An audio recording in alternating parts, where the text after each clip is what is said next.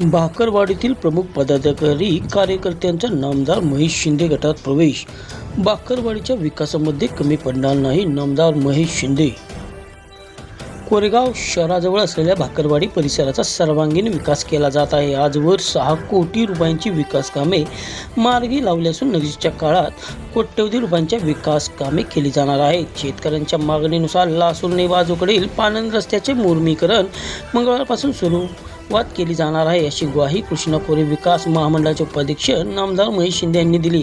बाकरवाडीतील माजी सरपंच दिलीप बर्गे, तंटामुक्त समिती अध्यक्ष दत्तात्रय सावंत, प्रमोद काळे, विठ्ठल जगदाळे, हनुमंत यादव, सुधीर बर्गे, संजय बर्गे यांनी सोमवारी सकाळी 10 वाजता खटाव येथील निवासस्थानी नामदार महेश शिंदे गटात प्रवेश केला. त्यांचे नामदार महेश शिंदे यांनी भगवी शाल देऊन स्वागत केले.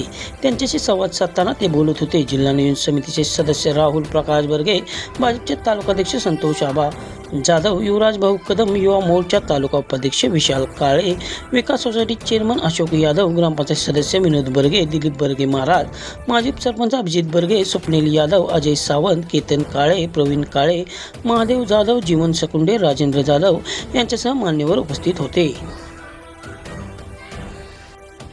बाकरवाडीतील ग्रामस्थांनी चांगली साथ दिली असून त्यांच्या ऋणातून उतराई होण्यासाठी सुमारे 6 कोटी रुपयांची विकास कामे मार्गी लावली आहेत. त्यामध्ये कोरेगाव जळगाव रस्ता ते बाकरवाडी गाव रस्त्यासाठी 1.5 कोटी रुपये, वसना नदीवरील पुराच्या पाण्यात वाहून गेलेल्या ठिकाणी नवीन पुलाची उभारणी करण्यासाठी 3.5 कोटी रुपये, वसना नदीवरील बंधारा उभारण्यासाठी 35 लाख रुपये, बाकरवाडी गावातील अंतर्गत रस्त्यांचे ट्रिमिस काँक्रिटीकरणासाठी 10 लाख रुपये दिले असून शेतकऱ्यांच्या मागणीनुसार पानंद रस्त्यांच्या मुर्मीकरणासाठी 3 लाख रुपये खर्च केले असल्याचे नामदार महेश शिंदे यांनी सांगितले. शेतीसाठी पुरेशी आणि मुबलक वीज उपलब्ध व्हावी यासाठी महावितरण कंपनीकडून 2 ट्रान्सफॉर्मर बदलून दिले असून गरीब व गरजू रुग्णांना मुख्यमंत्री सहायता निधीतून आर्थिक सहाय्य केले असल्याचे त्यांनी निदर्शनास आणून दिले.